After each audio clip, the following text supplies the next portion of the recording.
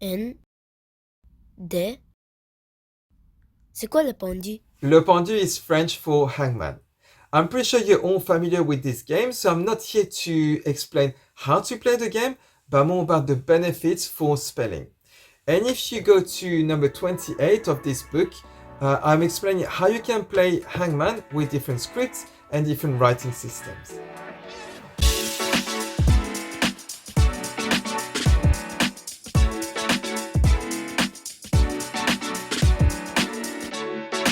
Hangman is a great game to work on spelling because the players are constantly reviewing the words they know based on the clues they have. At the beginning, it's just a series of dashes that indicate the number of letters in the word. And then they're going to see which letter is placed where as they go on and they start guessing some of the letters. One way I like to play this game with my sons is with cognates. Cognates are words that are similar in different languages but are not spelled identically because they follow their own spelling rules depending on the language. So this gives me the opportunity to remind my sons how to spell in French or in English and also give them mnemonics if necessary. For example, address and adresse have the same number of letters, but in French there is an extra E, which means that we need to delete the D that exists in English.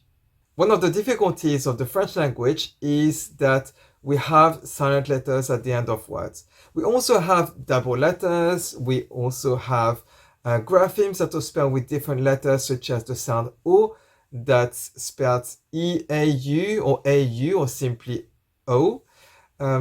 So it can make it quite tricky, but having the number of letters is helping my sons consolidate their learning because they can see what could fit in the word.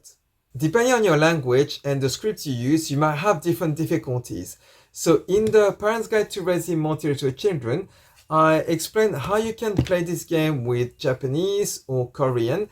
If you have other difficulties and you're not sure how to play this game, feel free to ask in the comments. I hope this short video gave you ideas to help you work on spelling with your children.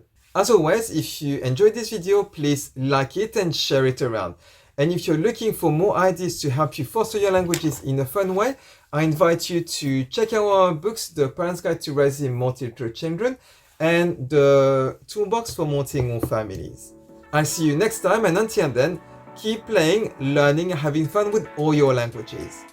Bye!